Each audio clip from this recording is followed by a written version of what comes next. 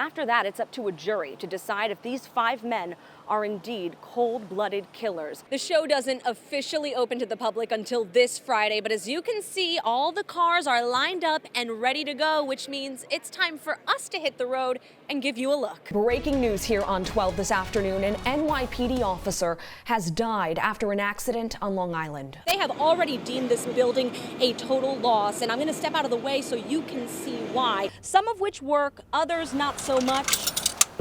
And still, not one Link NYC free Wi-Fi kiosk exists. And on a normal day, you'd see the water not even 50 yards behind me, but today you can't even make out where the land stops and where the water begins. The risk of heat stroke in those conditions obviously increases. The mayor trying to take some precautionary steps to avoid that. His exact words are, "Our fear is people dying." Eric, this fire continues to burn here on Webster Avenue. This is between East 188th and 189th Street. I'm going to step out of the way and give you a look at the work that is being done by the FDNY. The accused arsonist in the massive parking garage fire at Kings Plaza last September was in federal court today. His fate now in the hands of a judge. Neighbors here are growing concerned that these pools of water will become the breeding grounds for mosquitoes just feet away from where they live. All of this congestion actually starts down here. Let's pan and show you what the Cross Bronx Expressway, this is headed towards the George Washington Bridge,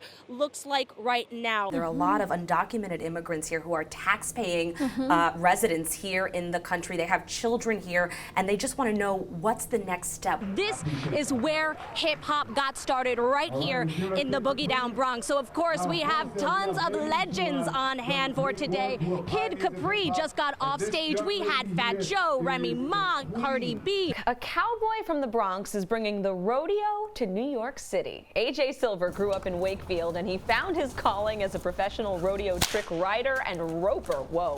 Mike, you think he could lasso this good weather that we've got so we can hold it close? I'm telling you, just lasso that sunshine, keep it around. Already some big races being called less than an hour after polls have closed on primary day. Let's get right to some of those numbers. I don't want to keep on knowing that they out there. They were grown men. My brother was 15. Catching her breath between sobs. He was a boy. Genesis Collado Feliz reflects on the little brother she just lost. Nobody ever wanted to hurt him. He was everybody's favorite. 15-year-old Lesandro Guzman Feliz was stabbed to death Wednesday night. He was going to come downstairs and give us from $5, and his mother said, okay, hurry up and come back upstairs. But he never came back. Police say they responded to East 183rd Street shortly before midnight, where they were told that the teen had gotten into a fight with a group of men before he was stabbed in his neck. Those men fled the scene while the boy took his last breaths trying to get help. He tried to run, he tried to make it to the hospital.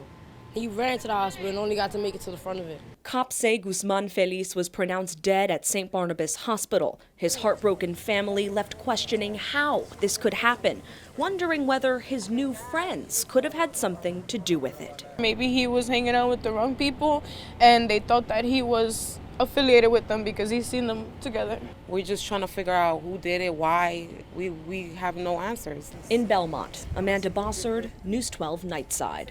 The inside of this window looking more like the inside of a freezer, and that's how Rosa Sabatel says it feels inside her home. And that's the only. Once we go to sleep and wake up, it's freezing. It's horrible. She says her fifth-floor apartment at 2225 Lacombe Avenue has been without heat for the better part of the last 2 weeks. Just one example of what the Castle Hill House's Tenants Association president says is an ongoing problem at buildings across the NYCHA complex. You can say about 8 buildings right now that's affected that don't have no heat or no hot water. Just Tuesday night, 2275 Vandal didn't have no water at all. The Housing Authority telling News 12 that heat and hot water went out at the Castle Hill houses Thursday, but that both were restored by 5 in the evening.